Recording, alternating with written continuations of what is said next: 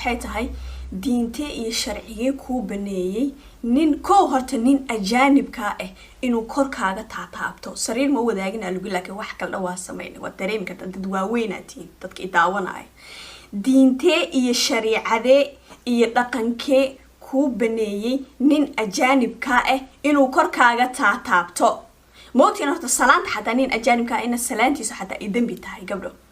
gabdhahaani hadafka isku qaawinayaan waxa weeyaan kaliya followerskaas inay helaan soo adiga daawad hadaad follow gareysa gabadh isqaawinaysa xubnaheeda banaanka soo dhigaysa ogow inaad si kastood commentiga uga caydaas uma muuqato like-taada iyo followga iyo share-taada ayay ujeedaa soo kala laabta si ay gabdhaheen maadaama anaga dad muslim hadana kaliya hor fadhiya video aan duubaya social media aan soo dhigaya soo maahan maxaa iiga jeedin wajigayga iyo labadayda kaf diinta ii banaysay meel kale ma u jeedin waa maya saan marka maxaa adig ku diiday gabarey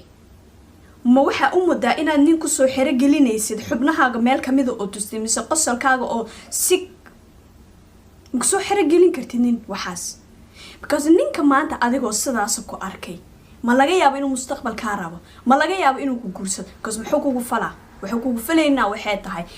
maanta markuu ku arko adas adoo iswalaaqayso sakaraatul mawdka ama mawtal qafla haduu ku soo haleelo meel aad ka naqatid ma joogtid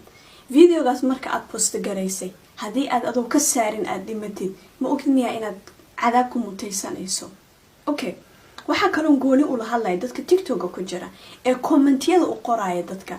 ee gabdhaha waxa sameynaya follow garaynaya ee ku dhiirigelinaya ee kule maasha Allah waad sheedantahay keep going ila keep going kaas halkeen loo keep going garaynaya intee u wadaan gabadhan of course